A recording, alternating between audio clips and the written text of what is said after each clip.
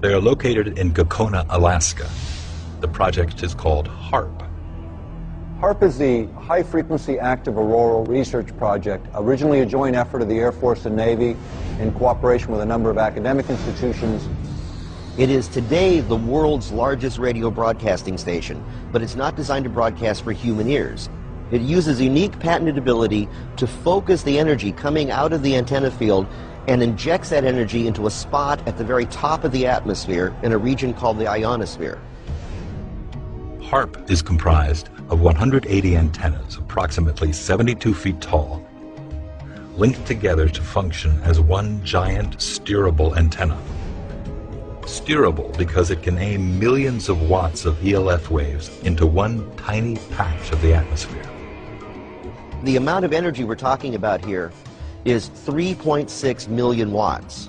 To give you an idea of what that is, the largest legal AM radio station in North America is 50,000 watts. HARP is 72,000 50,000 watt radio stations injecting their entire output into a spot that's about 12 miles across by about 2.5 miles deep by about 90 miles up.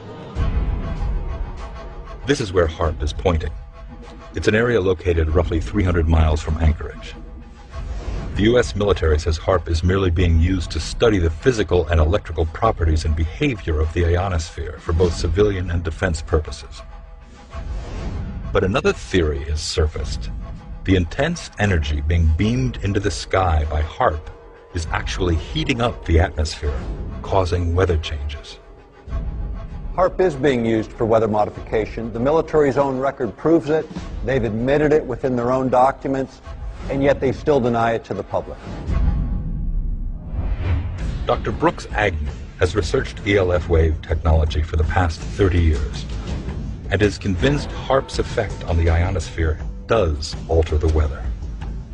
HARP couldn't affect the jet stream directly, but indirectly it could, because if you push the ionosphere out into space, then the stratosphere just under the ionosphere has to move to fill in that gap. When it moves, it could pull the jet stream with it, thus rerouting it hundreds of miles, changing the way water moves through our atmosphere.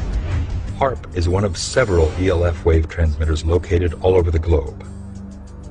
The United States owns and operates 3 of them, one in Gakona, Alaska, another in Fairbanks, Alaska, and one in Arecibo, Puerto Rico. Russia has one in Vasilursky near Nizhny Novgorod, and the European Union has one near Tromsø in Norway. Working in tandem, these transmitters could potentially alter the weather anywhere in the world, changing the jet stream's course entirely, triggering massive rainstorms or droughts. Even hurricane steering would be possible by heating up the atmosphere and building up high-pressure domes that could deflect or change the course of hurricanes. The U.S. government is firm in its position that HARP is just an atmospheric research facility. But is it more than coincidence that since going online, some experts have reported strange weather anomalies, including massive floods, hurricanes, and earthquakes?